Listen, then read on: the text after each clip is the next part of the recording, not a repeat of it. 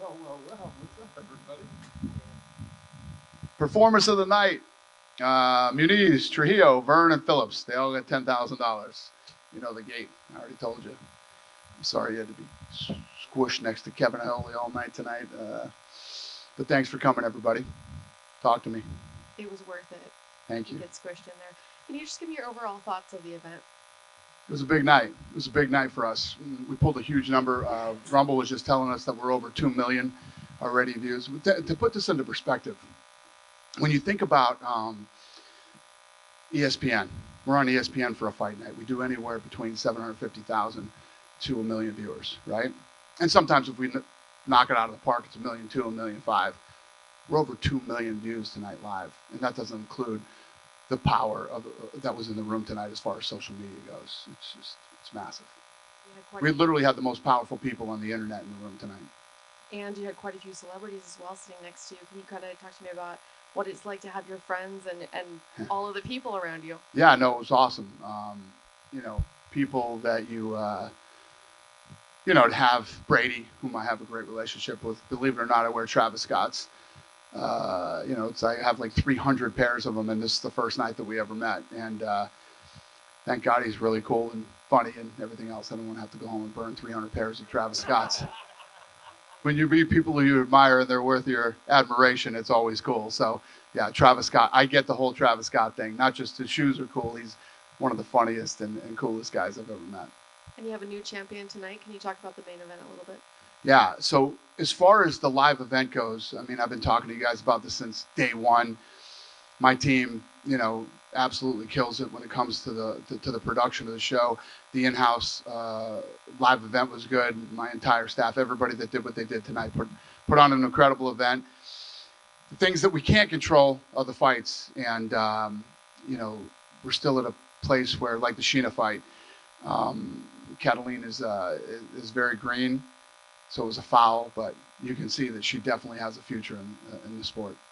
Can you give us an update on Sheena's health at all? Yeah, Sheena's okay.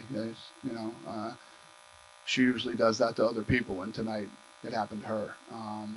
But I mean, she's such a huge superstar for us, and obviously, everything she does is incredibly viral. Sean Strickland tweeted that there may have been something between him and Machine Gun Kelly. Can you talk to me about what happened there? You can't bring Sean Strickland around any other human beings. It's like, you know what I mean? It has nothing to do with Machine Gun Kelly. It's about humans. There was a recent video of John Jones getting body slammed and thrown around. Is he healthy? Really? I know nothing about this. He's I guess in New Zealand or Australia or somewhere, and he's getting thrown around by the rugby guys. They were throwing him around? Yeah, he got thrown onto mat and all kinds of stuff. So I'm assuming you haven't talked to him about his health. I'm assuming he looks to be okay. Okay, that sounds good. I'm happy to hear that. I know nothing about this. So he's not going to be the headliner for UFC? Who knows who's going to be the UFC 300 headliner? We've been working on it. It's been interesting. I can tell you that, because obviously we want to deliver. I keep saying this. Figueiredo versus Cody Garbrandt is literally the first fight of the night. So when you look at the card where it sits today, every single fight could be a main event on a fight night or a pay-per-view. We're just waiting for that last. We got 2 more fights that we got to put together. We're working on it. And last one for me. John Anik came out recently and had some criticism of MMA fans, and then came out a couple days later and apologized. And I think now people think that he was told to apologize. I know your stance on free speech, so I'm just wondering if you could clear that up. You know for a fact nobody here told him to apologize. But at the same time, when you're in a position like Anik, me, you, anybody else, if you're a public figure, you got to be able to take the heat. You got to be able to take the criticism. You got to be able to, we all take our lumps on any given day. I love that shit. I eat that stuff for breakfast, so that's fun for me. And I get it. Some other people have a hard time dealing with it. I love Nina Drama. Nina Drama had a little meltdown yesterday too. I think that everybody has their good days and their bad days. Yeah, I don't know. But nobody here will ever tell anybody to apologize or to, no, we don't do that here. Thank you. Yep. Dana, I just wonder, like, where does the sport go, right? So, I asked one of the fighters this. All the other sports, the athletes get better over time. They run faster, they get stronger, whatever. And this, it's more of a, I guess, technique-based sport, right? So what is the evolution of this sport, and how big can it get when the athletes get even better? Well, it's a great question from somebody like you, because you were at the actual first one that we ever tested. So if you look at the difference between, when we tested it to where we are today, literally everything is better. And it has already started to evolve. These guys are training at the PI. There's stats involved now. We're starting to figure out strength, neck strength, torque, like all different stats on these guys when they train. And as more and more money comes into the sport, it will evolve. Just like MMA. I mean, in the early days of MMA, there were like 3 camps to go train with, and it wasn't mixed martial arts. It wasn't what it is today. And that will happen here too. Will you have some of the fighters train at the PI and things like that, and then use the technology that the PI has to help? It's already happening. Yeah, we're already doing that. Now camps are actually starting to pop up, and some of these guys that are coming and coaching are really good. And yeah, there's so much stuff to announce with Power Slap that's going on right now, and you guys will hear a lot of it in the next couple weeks. Did Brady like it? It didn't seem like he stayed too long. Yeah, well, the problem is tonight they have these guys had Goodell had a party tonight, so everybody had to come in and hang for Power Slap for a while, then go to the Goodell party. But all these guys that are in the NFL they got a lot of stuff going on this weekend. So the fact that he even came by, couldn't ask for a better friend and a better human than Tom Brady. I love him. And the last question, I know you've compared it to the beginning of the UFC, and you've made that comparison a lot.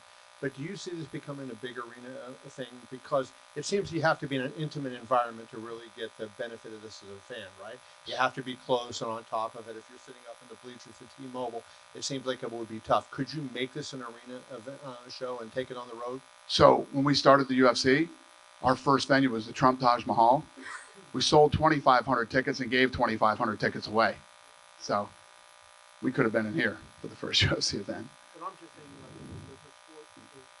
is the sport conducive to a big arena show? Like, can you do it given the intimacy you require for people to be able to see what's happening? Yeah. Did you ever see darts? You ever see a dart event in England? It's fucking. Any of you ever see darts? Eddie Hearn. There you go. Oh man.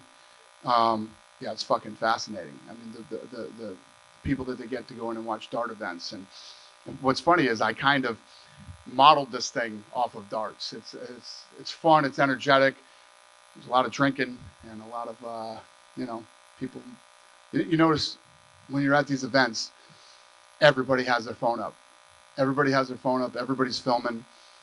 But yeah, yes, I do think that there will be a day where we could do arenas. Dana, I think it was after Power Slap 4 when you first mentioned you were going to make sure that Power Slap and UFC had a presence on Super Bowl week. You were emphatic about that and excited. And we saw what happened tonight. But leading up to it, I know you did Radio Row, and I'm sure that you've seen a lot of your friends. What's the excitement been all week leading up to it about Power Slap? And they got UFC Fight Night tomorrow. But in terms of leading up, feeling a part of Super Bowl week as big as this is. Yeah, I mean, coming into this week, this was one of the hottest, I don't know if you want to call it Super Bowl party or Super Bowl events of the week. I mean, how many, 300 plus we turned away that they couldn't get tickets, and 300 plus the first time we ever sold tickets. And we didn't sell tickets, we sold VIP packages, and we did a $300,000 gate in VIP packages. And I mean, this thing was about as successful as you could possibly ever hope it is. The previous Power Slaps, as we've been leading up to this, we've become used to a lot of the familiar names, right, over the course of the Turf Daddies, the Wolverines, the Hawaiians, right? Tonight, it's the TV guys and the Buffalo Soldier. I mean, some of the guys, but they're still the up-and-coming names. They're not the familiar names we've seen at the first 5, and yet they put on a show. That had to make you feel good for as important this show was, that it, a lot of the household names, if you will, through the first 5, they kind of took tonight off.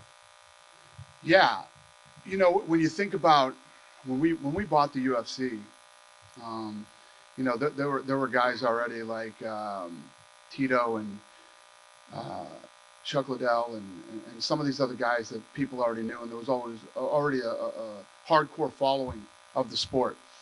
You know, this thing we started, a lot of these Americans, there's guys like, you guys know who Dumpling is, and I mean, that's how I got into it. I was watching him slap on Instagram, and some of those guys that are well known, but these guys are all brand new guys that are in the sports being introduced to, you know, the world right now. When you think about it, this is our 7th event.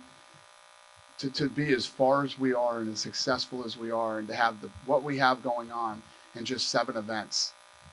I mean, I've been saying this for a long time, but if you can't wrap your head around this thing now, I don't know what to tell you, but this is going to be massive. Dana. Very fun event. It's kind of sloppy, a lot of DQs. I agree.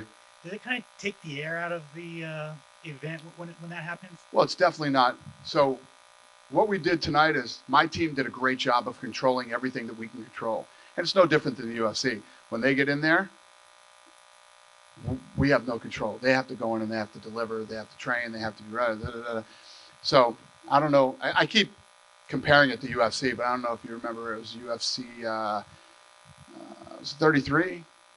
When we came to Vegas for the first time, the worst fucking show in UFC history. Okay, it was our big coming out party. We had just got on. We were back on pay-per-view. We were in Vegas at the Mandalay Bay, and we went too long over the window, and the main event shut off halfway through. You couldn't fuck up an event more than we fucked up UFC 33. So if I had to compare tonight to that, this is all just part of the evolution. And we already talked. I mean, Frank Hunter and I were in the back talking about sloppy and things. And it's not just us, it's the commission too. We all have to get better, you know, and the fighters have to get better and things have to change. But, you know, even the last fight was sloppy and lots of fouls, but it ended the way you would expect it to end. Are you happy with how, you know, the commission's taking and the referees are taking their time to like look at the replays? They're taking a chance, like before fouls are called and everything. Are you happy with that? The commission has been incredible. I mean, this commission right now is one of the greatest commissions we've ever worked with, and these guys have been phenomenal. I think they already have a meeting set up next week to start going over stuff again and making sure we all get better. You got the Fertitas out of their castles. How did they enjoy the show? It was good to have the boys out again, and you know, it's a big night when you get Frank out. You know what I mean? It's a big night. So yeah, all the stars were out tonight. I wanted to ask you. Obviously, there's a UFC event tomorrow, but was there ever, when you were laying out the schedule, to try and do a UFC pay-per-view on Super Bowl weekend, or was it just wasn't going to happen? What's the question? When you were laying out the schedule for 2024, was there ever a thought to put a UFC pay-per-view before the Super Bowl on Sunday? No. And then you met with BKFC and Sakibara. Anything cool? Yeah, I've been taking some meetings. You know, Saki Kabara and I have an incredible relationship and an incredible history. The whole battle between UFC and Pride back in the old days, and we're talking about some stuff. And then the bare knuckle guys came out to meet and ask some questions. I never met him before. Nice guy, liked him. Your chance Horiguchi comes back to the UFC. We'll see. And 2 last ones from me. Joe Pfeiffer's obviously headlining. I'm so excited for that fight. Yeah, just kind of to talk about it. Yeah, I mean, he is the epitome of every sports movie you've ever seen, overcoming, you know, adversity and broke, struggling, but keeping his eye on the prize, struggling to get to, you know, he's had this dream of where he wanted to be, gets back in, wins, gets the contract in spectacular fashion, and goes on a 5-fight win streak or however many fights he's on now, and all by finish. And now he's taking on a badass dude that will break him into the top 10 if he wins. You couldn't have a better story than this. It's like, It's like a real life Rocky movie. Obviously, we got to see how the fight plays out, but he goes out there and does what he does. He is in the top 10. But with the middleweight division kind of all over the place right now, like, is there a chance Piper gets a top contender fight soon?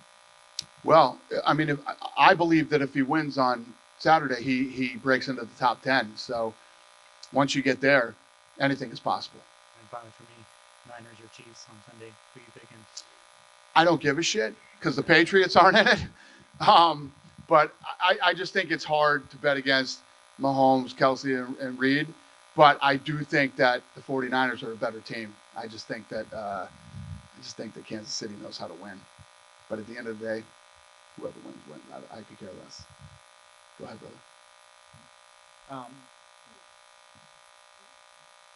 The 300,000 ticket sales, over $2 million, or sorry, 2 million views on Rumble. The live is the largest live audience to date. Can you talk about the momentum that has happened over the last 13 months and where you see this going in the months to come? Listen, again, comparing it to UFC, every time you put on an event, you grow. And that's what we're going to do. I don't really think about that. What we think about is how do we make each event, how do we be better than we were last time is what I think about. And it's funny because I was talking to Frank. This is all new for Frank. Frank's a lawyer, okay? Frank does lawyer shit for a living, and before he came here. And now he's got to sweat these events. And when you get into this business, it's crazy. I think it's kind of what I love about this right now is I haven't felt like this in a long time. We'll go out, and let's be honest, Toronto sucked. That show sucked. And every time we put on one of those events, it bums me out, and I try to figure out what could we do different next time we do. But I don't sweat the events like I do. I feel that I don't know what it is. I don't want to call it butterflies or what you want to call it, but I feel it now when we do these power slap events because we're building something and it's growing. And when you put on an event like tonight, like the people that showed up, you have one chance to make a first impression. So everything from the music to the lighting to the pace to the food and the drinks and the service and getting in the front door, and all these things are things that you're worrying about and making sure that you try to make sure it goes smooth. And it's what makes doing what we do fun, yet it's fucking brutal at the same time. Yeah, I mean, you had incredible celebrities here tonight. You've talked in the past about having celebrities participate in slap fighting matches. Have you had any further conversations recently? Not really, no. I mean, you're going to get like former NFL guys and former athletes, and that's going to happen. And again, as the money continues to get better and better, it will just eventually happen. You talked earlier this week about Hawaii, Texas, New Jersey, Florida, California. Is there anywhere that you can that you see yourself going first between those? Hawaii. Any particular? We got a lot of Hawaiians, and we haven't been to Hawaii with the UFC. And I love Hawaii, and I'm sure you guys do too. Wouldn't suck to fly out to Hawaii and watch some slapping. So, yeah, I think we all like the idea of Hawaii. So we're kind of got our sights set on Hawaii right now. Two places that we really are excited about is Hawaii and Houston. Awesome. The performances tonight, which ones stood out to you and which ones were your favorite? I mean, you'd have to go with I was so excited for the co-main event, leading up to this fight. The co-main event and Trujillo. Awesome. One last one. At the MMA Awards last year, Mark Smith talked about the potential of using neck guards and or hand guards. Has there been any further conversation about that with the commission? About what? About using either neck guards or hand guards? No. Okay, thank you. Cool. Right here. So between Tom, Travis Scott, and MGK, they have about 100 million followers on social media. When did you first recognize the power of social media as kind of a marketing arm for UFC and now Power? Because many commissioners don't actually have a favorable relationship with social media, but you've embraced it. Well, what's funny is most of you don't know, but those are the three people that you know that were in the room. The rest of the kids that were in the room are the most powerful people on the internet. The most powerful people on the internet were in this room tonight that most of you don't even know. Kai and Speed and Aiden Ross are the three biggest streamers in the world. And they were in there tonight streaming. And the rest of the room was literally the most powerful people on the internet. So I saw this very early, and that's basically what this business was built off of. This business was built off the internet. Last question. So it's first Super Bowl being held in Las Vegas. You've been in this town a long time to see sports grow and the landscape really be diversified. What does it mean for not just your business, but for Las Vegas in general and the sports and business landscape to have this event? And what do you think about it coming back? No, I'm super proud as a Las Vegan. You know, I mean, if any of you follow me on Instagram, like I love this city so much. Like almost every night that I drive home, I film the scenic from the top of the freeway to my house, and I'm just like, I fucking love this city so much. We moved here from Boston in 1977, and when we moved here, the UNLV Runner Rebels were like the biggest thing on the planet. Like everybody in this city loved the Rebels, and just that alone, I think, showed what a big sports town this had the capability of being. So I talked to Roger Goodell today. So I was with Roger Goodell this afternoon, and I said, you know that this is where the Super Bowl should be every year, right? This shouldn't even go anywhere else. The Super Bowl, the World Series, the NBA Finals, and whatever else should be here like every single year. There isn't another city that can compete with this city. This is the greatest city on earth. All the big sporting, leagues are coming here now. They're going to have a fucking ping pong league here pretty soon. I mean, everybody is coming here. Baseball, basketball, soccer. I mean, they can't get here fast enough. Why? Because this is the greatest city on earth. We have the best hotels in the world. We have the best restaurants, the best entertainment, the best shopping. And, I was talking about this the other day. If you're from Boston and you're going to do an away game for the Patriots, you're going to Vegas. You're not going to Cleveland. You're coming to Vegas. You know what I mean? Sorry, Cleveland. I keep shitting on Cleveland, but you're just the one that pops in my head. But this is the greatest city on earth. Just a quick follow-up. What was his response to you recruiting Super Bowl back every year? I don't know how he took it, but he definitely didn't disagree. He definitely didn't disagree. It's the greatest city on earth, and it's the greatest sports town on the planet. And I'm from Boston, so what's that tell you? Yeah. Yeah. Sheena, she's one of the biggest face of Powers Lab, and she said before that she's planning to fight MMA this year, probably the first semester. Is she going to be able to do both, like Powers Lab and MMA, or maybe? She said she wanted to do an MMA fight. Yes. I don't know anything about that. Okay. After tonight, she might want to take some time off. Yeah, Cool. for the MMA Masters. Cool. Do you think it would be possible for her to do both? I don't know. You think she should turn right around and start training for an MMA fight right now, or maybe wait a little bit? Anthony Smith, we saw him today, Yep. tonight. Is there any other fighters, UFC fighters, that want to do that? Because I know, like, some of Brazilian fighters, they would love to do the catching. Well, Anthony Smith was very vocal about how much he loved this and he wanted to be a part of it. So, we loved Anthony Smith, so we did it. Obviously, so me and the Fertitta Zone throw one too. For those of you that don't know, we own Ridiculousness on MTV. We own SLS Skate League, Nitro Cross, and Travis Nitro Circus. And Cowboy wanted to race. He wanted to be one of the racers in there, so Cowboy's in that. I got a bull in the PBR, and for whatever fucking crazy reason, no Cowboys can ride him, but Cowboy Cerrone wants to ride him. So that's happening in Dallas, Texas in May.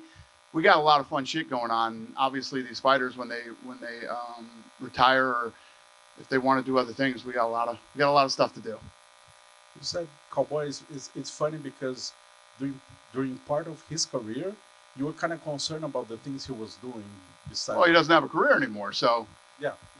I mean, if you want to ride Twisted Steel, who is like 33-3 against fucking cowboys who ride bulls for a living. He's a grown man. What am I going to do? Fair enough. So you had Travis Scott, Tom Brady, Charles Barkley. Who did like most of the Mets? Who liked it more? Yeah. Well, I haven't talked to Barkley yet, but you know, Travis Scott was going crazy during the event. Travis Scott was going crazy. Travis Scott. Any of you that like Travis Scott shoes and all that shit, one of the coolest guys you'll ever meet. He's fucking hilarious and a great guy, and yeah, I had a blast with him tonight. Awesome. Just to make it clear, you said before to Annie that you're going to announce 2 more fights for UFC 300. Yes, sir. So main event and co-main event, or another? Co-main event and another one. Perfect. Is there any date when you're going to announce or something? Well, listen, I'd announce it now if we had it. We've gone through a lot of crazy shit trying to put this fight together. So it's been interesting. No date. Awesome. ASAP is the date. Last one for me. Congrats on Kayla Harrison contract. Would you mind to give me applause about how was the negotiation? And she's fighting 135, right? Like a lot of fans were surprised about that because she was fighting 155 and then 145. Yeah, we like to surprise fans. That's what we like to do. So I'm glad they were surprised. And yeah, obviously she's one of the best in the world, and you can't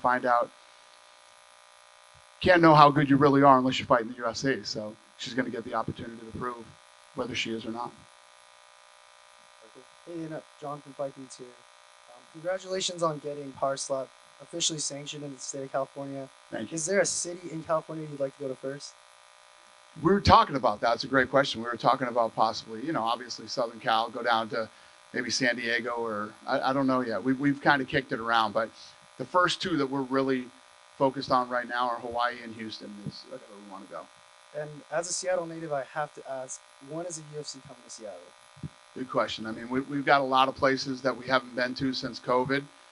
Seattle's definitely one of them. I mean, it's a great market for us. It's always been really good to us. When we first went there and did our first event, I mean, we went back like 3 times in a row, I think, right after that. That's how good Seattle was. So we'll eventually get back to Seattle. Okay, cool. And one last question. Do you always hit on 16? Do what? Do you always hit on 16? I'll check you out. Yes. Always. Unless the cards are goofy. I usually play by the book unless the cards are weird and I got a gut that I shouldn't. But yeah, I always hit on 16. What about 17? Did you go there? Do I hit on 17? Yeah.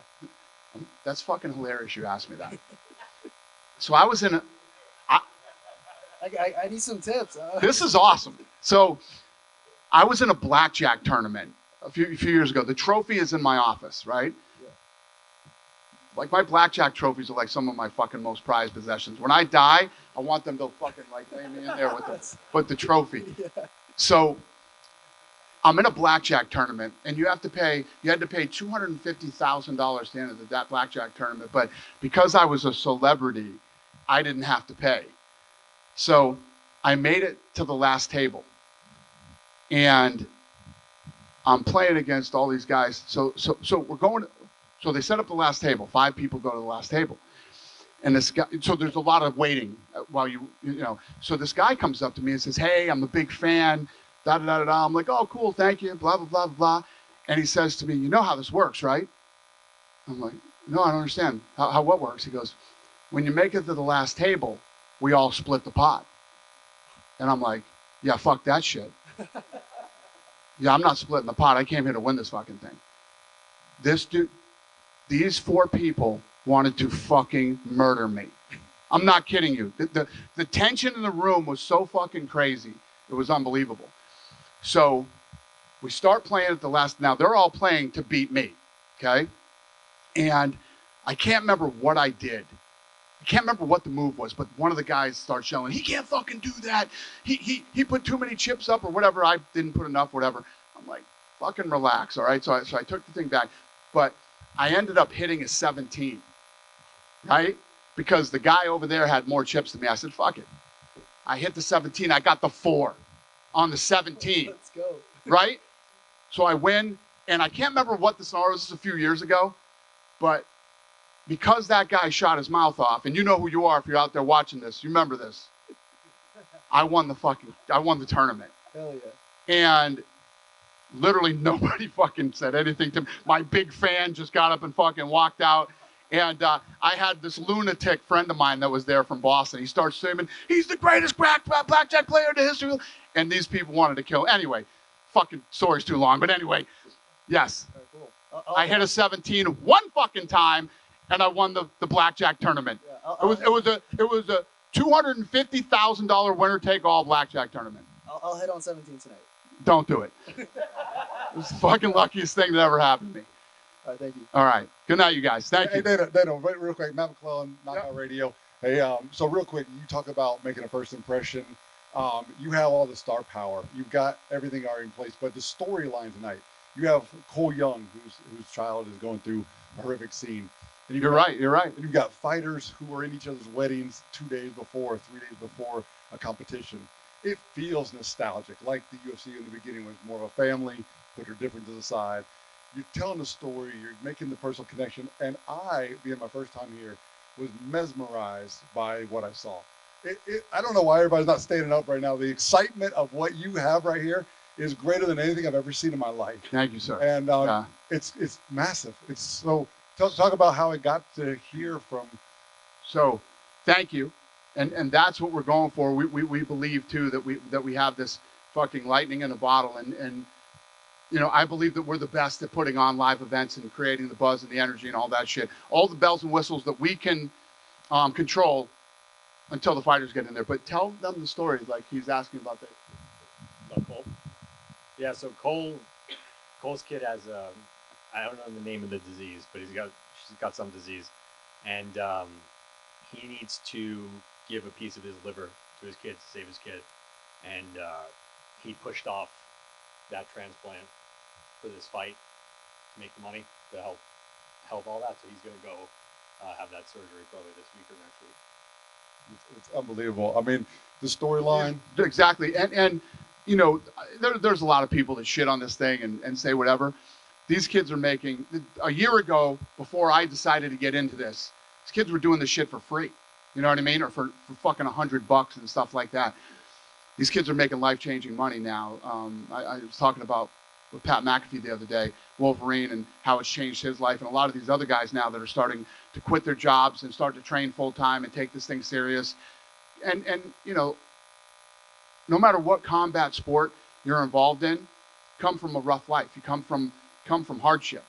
Guys who get involved in combat sports, and this is something that will change a lot of people's lives, not just in the United States, but around the world as we continue to grow this thing. So speaking of changing lives, I know Gary Breccia, your 10X doctor of health. We were talking to Ryan Phillips earlier. He talked about this as a mental game and discipline training and being able to control your sympathetic response. I know Dr. Breccia is really big into the forward exercise science world, as I am. So is any of that starting to be incorporated? I know you guys are trying to figure out what strategies work best, barefoot or not, you know, wind up and torque and all that. But the neurological side, I think, for this sport is going to be critical in the future. Yeah, Gary is more of a human biologist, and you know, I've talked at fucking length about what this guy's done for me and how he's changed my life and many people around me that I love and care about, and yeah, he's fucking brilliant. I don't know if I would get him involved in the sports science side of this thing, but anybody that you know, has health issues or has to be on any type of medication that traditional doctors would give you, Gary Breccia can get you off it. And last one, I was in Miami when you gave Randy the OG status of the UFC. He was there from the beginning. He supported you all those years. I feel honored to be at this critical moment of slap. Power slap will be in the future what the UFC is now, if not bigger. I'm a true fan, and so thank you for allowing me and Knockout Radio and Randy, obviously, to be a part of this. Thank you, brother. Yeah, and you're not wrong. Wait till we're talking in 3 years. Watch what we do in the next 3 years. And I was saying this in 2002 too. So yeah, it's very rare that I say we're going to do something and we don't fucking do it. Wait till you see this fear. Wait till you see this fear. Daniel, from Puerto Rico, we love you in Puerto Rico. Thank you, brother. And thank you for all you've done for the sport. Authenticity, that's you. Thank You're you. authentic. Thank you. For the kids, for the youth, what's like your biggest advice for the kiddos growing up, man, seeing you growing up and looking up to you? Ooh, that's a tough one. Listen, you know what I'm all about. I believe that, I think that the world has become very soft, and a lot of people bitch and complain about a lot of stuff. One of the great things about being in this business is what I was just talking about earlier, is that the people who are in this sport, whether it's slap or boxing or MMA, come from hard places, come from tough upbringings or tough backgrounds, and life is tough, the world is tough. Nobody's gonna fucking be nice to you. Nobody's gonna, you have to get out there and you have to figure out who you are, and you have to grind and work hard every day, and can't let in. If I listened to anybody ever, I would have never stuck with the UFC. Everybody said it's hard to wrap your brain around the fact that the UFC at one time was so bad that we couldn't go to venues, and it wasn't allowed on pay-per-view, let alone getting on free TV and all this stuff. I don't listen to any of that bullshit. And it's the same thing with Power Slap. Listen to any of this fucking negative bullshit. I don't care what people think, and I don't care what people say. I figure out what I want to do. Why am I doing the Sphere? Sphere is going to cost me a bunch of fucking money, and it's going because I want to do it, because I think it can be done, and I don't think anybody else can do it, and I know that I can. That's why. And I like to do these things. I like to challenge myself, and I like to build stuff that people say can't be built. So I don't know if that inspires anybody, or if people, give a shit one way or the other, but that's who I am, and that's what I like to do. Thanks for coming tonight. I appreciate it.